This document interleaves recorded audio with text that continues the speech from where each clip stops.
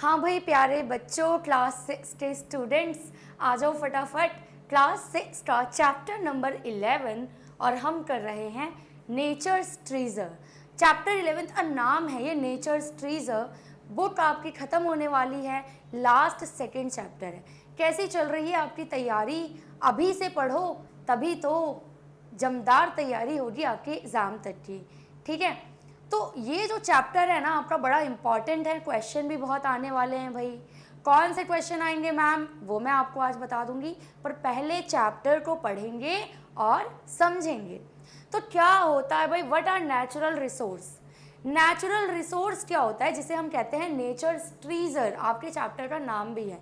Nature का मतलब क्या? प्रकृति, जो हमने नहीं बनाई है, नेचर ने बनाई है, ईश्वर ने बनाई है।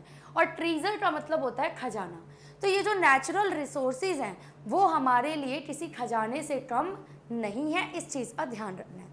अब सबसे पहले हम देखते हैं कि नेचुरल रिसोर्स होते क्या हैं बेटा।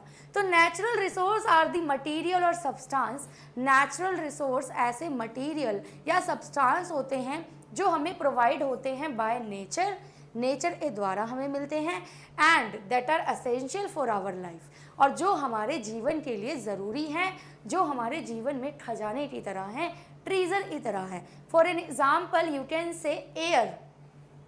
क्या एयर ह्यूमन मेड है, हमने बनाया है? नहीं, एयर तो नेचर ने बनाया है और हमारे लिए ये ज़रूरी है। इसके अलावा water, sunlight, forest, soil, rock, mineral, animal, plants, ये सारी चीज़ें जो हैं आपकी नेचुरल रिसोर्सेज कहलाती हैं।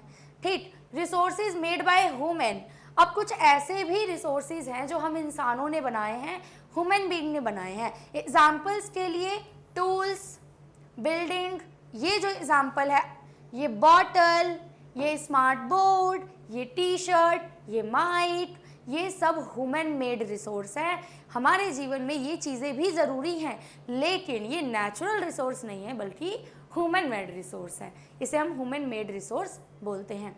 अब आप इसको देखो, नेचुरल रिसोर्स का यहाँ पर एक पाई चार्ट दिया गया है आपको, जिसमें आपको बताया गया है कि विंड से हम विंड पावर बनाते हैं, फॉरेस्ट से हमें फॉरेस्ट रिसोर्स मिलता है, एनिमल हमारे लिए रिसोर्स है, नेचुरल गैस हमें नेचर से मिलती है, लैंड भी हमें नेचर से मिलता है, जो हमें पेट्रोल, डीजल, कोयला, प्रीशियस जो मेटल है, मिनरल है, वाटर है, सनलाइट जो है, ये सारा जो है वो नेचुरल रिसोर्स है।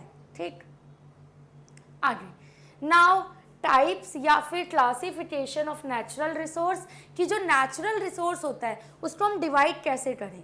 तो भैया जब हम क्लासीफाई करते हैं नेचुरल रिसोर्स को तो दो तरीके से डिवाइड करते हैं। Number 1 renewable resources, number 2 non renewable resources. तो रिन्यूएबल रिसोर्स में आप देखो वर्ड है रीन्यू।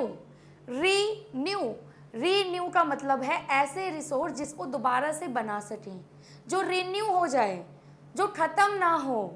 समझ रहे हो? Those that can be replenished or regenerate naturally in a relatively short span of time, इसे हम कहते हैं क्या? क्या? रिन्यूएबल रिसोर्स, जो थोड़े टाइम बाद ही दोबारा से रिन्यू हो जाए, दोबारा से वापस आ जाए, वो होते हैं renewable natural resource. Example forest, plants, अगर एक टूट रहा है तो हम दोबारा से एक बीज बोएंगे तो प्लांट दोबारा ग्रो हो जाएगा। ठीक, प्लांट, वाटर, सॉइल, इसके अलावा सनलाइट, ये भी इसका ही एग्जाम्पल है। इसके अलावा एयर, है ना, ये जो चीज़ें हैं वो हमारी अर्थ पर अनलिमिटेड मात्रा में हैं, ये दोबारा से रिन्यू हो जाते हैं, इसीलिए हम इन्हें कहते हैं रिन्यूएबल नेचुरल रिसोर्स। दूसरा होता है भैया नॉन रिन्यूएबल रिसोर्स, इसका उल्टा कर दो, those which can not be replaced with human time scale. ऐसे रिसोर्स जो हमारे लाइफ टाइम में दोबारा से रिन्यू नहीं होंगे, दोबारा से वापस नहीं आएंगे, इन्हें हम कहते हैं नॉन रिन्यूएबल रिसोर्स। जो एक बार ख़त्म हो गए तो उन्हें मिलियन ईयर्स लग जाएंगे बनने होने में। तो क्या हम यहाँ पर बैठे रहेंगे कि मिलियन साल बाद दोबारा से ये रिसोर्स बनेगा? नहीं ना, इसीलिए इन्हें हम रिन्यू नहीं कर पाते और ये नॉन रिन्यूएबल रिसोर्सेज होते हैं। एग्जाम्पल के लिए फॉसिल फ्यूल, पेट्रोल, डीजल, कोल, ये सारी चीज़ें, मिनरल्स, रॉक्स, ये जो चीज़ें हैं ना बेटा, इनको बनने में मिलियन ऑफ ईयर्स लग जाते हैं। हमारे लाइफ स्पैन में ये दोबारा से रिन्यू नहीं हो सकते, इसलिए नॉन रिन्यूएबल रिसोर्स। डन। चलो इसके बाद देखो भाई, इस पाई चार्ट से भी क्या बोलोगे इसको, ग्राफ से भी आप देख पाओगे कि नेचुरल रिसोर्स दो तरह के होते हैं, रिन्यूएबल जैसे प्लांट, सन, वाटर, नॉन रिन्यूएबल मिनरल्स, कोल और सॉइल। तो ये रिन्यू हो जाते हैं, ये रिन्यू नहीं होते हैं, ये इनके बीच में डिफरेंस है। आगे चलो, अब हम अदर पॉसिबल वेज देखेंगे क्लासिफिकेशन का। मेन तो यही है कि नेचुरल रिसोर्स दो तरह के होते हैं, रिन्यूएबल, नॉन रिन्यूएबल। इसके अलावा अगर मैं बात करूं बाय यूजेस, अगर हम देखें तो रिसोर्सेज फॉर एनर्जी, कुछ रिसोर्स ऐसे होते हैं जो हमें एनर्जी के लिए मिलते हैं, इनको हम कहते हैं क्या, एनर्जी रिसोर्सेज।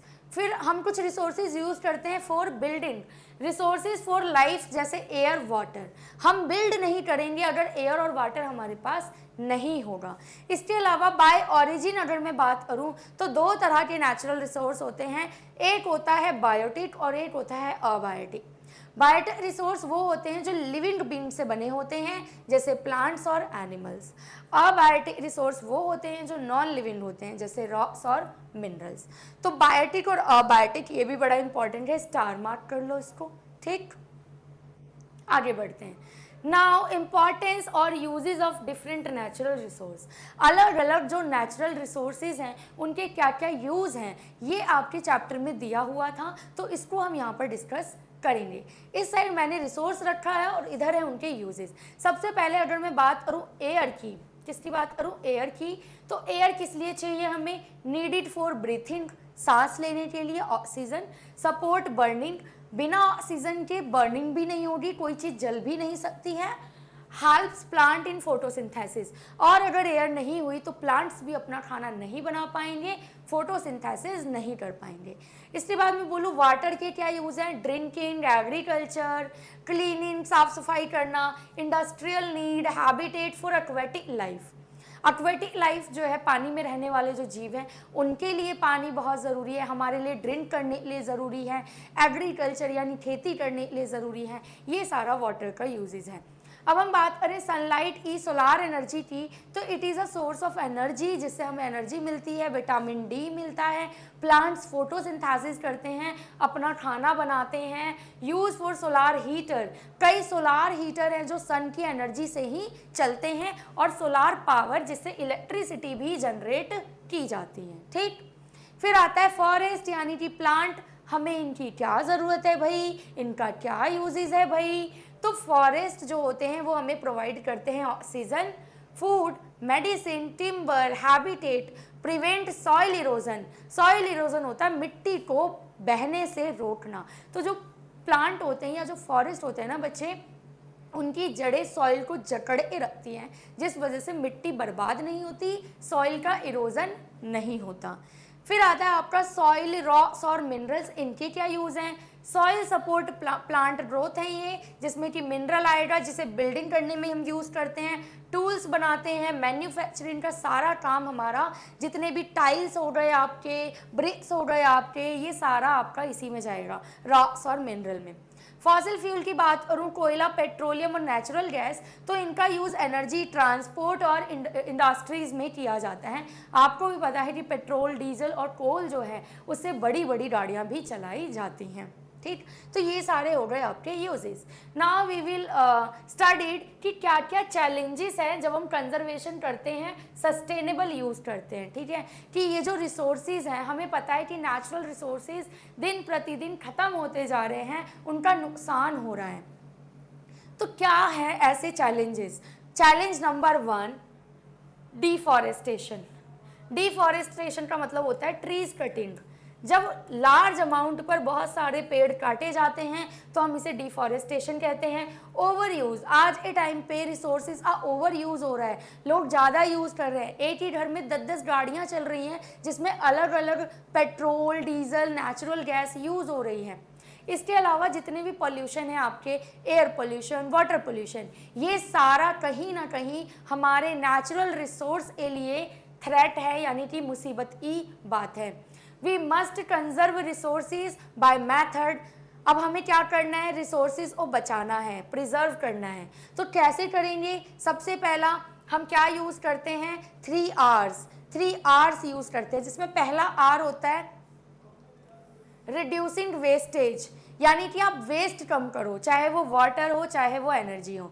इसके बाद आता है रिसाइकलिंग, चीज़ों को रिसाइकिल करो, एक बार यूज़ किया दोबारा यूज़ करो, तिबारा यूज़ करो, जब तक यूज़ कर सकते हो आप एक रिसोर्स उसको यूज़ करते रहो। फिर आता है रीयूजिंग, इसमें भी वही चीज़ है कि आप क्या कर रहे हो, जो चीज़ वैसी है उसको वैसे ही यूज़ कर लो। जैसे मान लो कोई आपकी प्लास्टिक की बॉटल है, वाटर बॉटल, उसमें छेद हो गया तो अब आप पानी नहीं पी सकते, पर आप उस बॉटल में क्या कर सकते हो, प्लांट लगा सकते हो, तो आपने रीयूज़ कर लिया। रिसाइकल में क्या होता है कि किसी भी प्रोडक्ट से नई चीज़ बना ली जाती है, जैसे आपके जो पेपर होते हैं जिस पर आप लिखते हो उसको रीयूज़ करके रफ नोटबुक बन जाती हैं, ठीक। फिर आता है रेन वाटर हार्वेस्टिंग, जो बारिश का पानी होता है हमें वो जमा करना चाहिए, कलेक्ट और स्टोर करना चाहिए, ठीक है।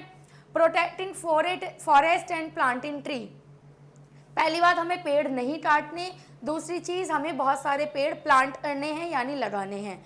यूजिंग रिन्यूएबल एनर्जी सोर्सेज जैसे सोलार और विंड, और हमें ज़्यादा से ज़्यादा नेचुरल रिसोर्स कौन सा यूज़ करना चाहिए, रिन्यूएबल, ताकि वो दोबारा से रिन्यू हो जाए, ना कि नॉन रिन्यूएबल, क्योंकि नॉन रिन्यूएबल जो रिसोर्सेज है ना वो दोबारा से रिन्यू नहीं होंगे। चलिए, फिर ह्यूमन इम्पैक्ट क्या है और ह्यूमन का रोल क्या है वो देख लेते हैं। तो ह्यूमन क्या कर रहा है, मिसयूज़ कर रहा है और ओवर यूज़ कर रहा है रिसोर्सेज को, जिस वजह से जो हमारे रिसोर्सेज हैं वो डिप्लेट हो रहे हैं, पॉल्यूशन बढ़ रहा है, डैमेज टू इकोसिस्टम, हमारा इकोसिस्टम धीरे धीरे डैमेज हो रहा है। तो हमारी क्या जिम्मेदारी है, हम क्या कर सकते हैं, human can take step to restore, हम इन चीज़ों को रीस्टोर कर सकते हैं। कैसे, रीफॉरेस्टेशन, या फिर इसको अफॉरेस्टेशन भी बोलते हैं। इसका मतलब होता है ज़्यादा से ज़्यादा पेड़ लगाकर और कंट्रोलिंग पॉल्यूशन को कंट्रोल करके, सस्टेनेबल माइनिंग, इतनी ही माइनिंग करो जितनी ज़रूरत है, एफिशिएंट यूज़, जितनी ज़रूरत है उतना ही आपको कोई भी रिसोर्स यूज़ करना है। इट इज़ एवरीवन रिस्पॉन्सिबिलिटी, ये हम सबकी रिस्पॉन्सिबिलिटी है to use nature treasure wisely, कि ये जो हमें नेचर का खजाना मिला है इसका हम ध्यानपूर्वक इस्तेमाल करें। हाँ, वाइजली का मतलब हुआ ध्यानपूर्वक, ये नहीं अंधाधुंध यूज़ किए जा रहे हैं, ठीक। तो ये रहा आपका पूरा चैप्टर ओवरऑल, जिसमें जितने टॉपिक थे आपकी बुक के वो सारे मैंने समझा दिए। Now the important part of the chapter is important question answer, जो कि आपके पेपर में फ्रेम हो सकते हैं। देखते हैं क्वेश्चन नंबर 1 है, what are the natural resources, मैं नेचर्स ट्रीजर बोल रही हूँ भाई। नेचुरल रिसोर्स क्या है, things we get from nature, जो चीज़ें हमें नेचर से मिलती हैं, लाइक एयर, वाटर, सॉइल और सनलाइट, यही नेचुरल रिसोर्स है, ठीक है। Next question number 2, give 2 examples of natural resource. Natural resource के 2 एग्जाम्पल हैं, कुछ भी दे दो, वाटर है, एयर है, सनलाइट है। आगे एक और क्वेश्चन है, what are the renewable resources. Renewable resource क्या होते हैं, जो दोबारा से रीन्यू हो जाते हैं, दोबारा से बन जाते हैं। तो a resource that can be replaced naturally, जो नेचुरली रिप्लेस हो जाए, लाइक ट्री एंड वाटर, इन्हें हम बोलते हैं क्या, नेचुरल रिसोर्स। अब मैं बात करूं कि नॉन रिन्यूएबल नेचुरल रिसोर्स कौन से होंगे, तो resources that can not be replaced easily, जो इजीली रिप्लेस नहीं हो सकते, जिनको रिप्लेस होने में मिलियन साल लग जाते हैं, हजारों साल लग जाते हैं, वो होते हैं नॉन रिन्यूएबल रिसोर्सेज, जैसे कि coal and petroleum. Done, okay. Question next पूछ रहा है, why should we save water, पानी क्यों बचाना है।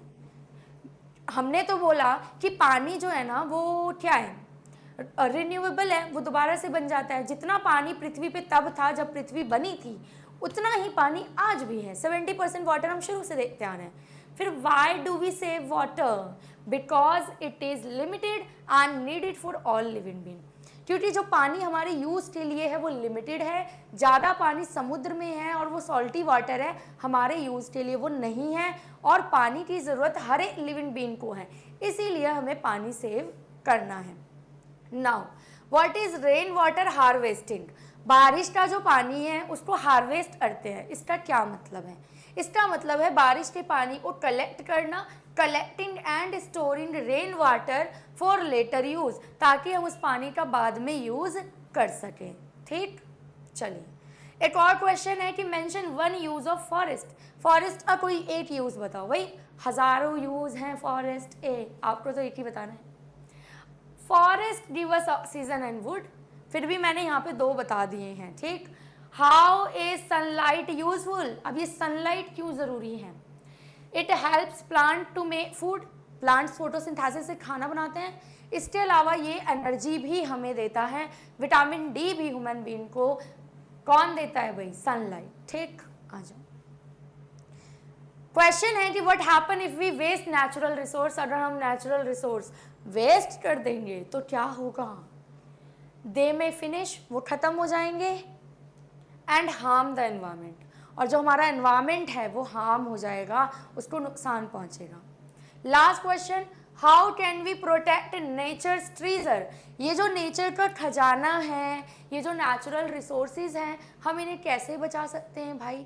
बाय सेविंग वाटर, पानी को सेव करो, प्लांटिंग ट्रीज, ट्रीज लगाओ, एंड रिड्यूसिंग वेस्ट, वेस्ट कम से कम निकालने की कोशिश करो, चाहे वो आपके घरों से निकल रहा हो वेस्ट, या आपकी फैक्ट्री से, आपके स्कूल से, आपके बैग से।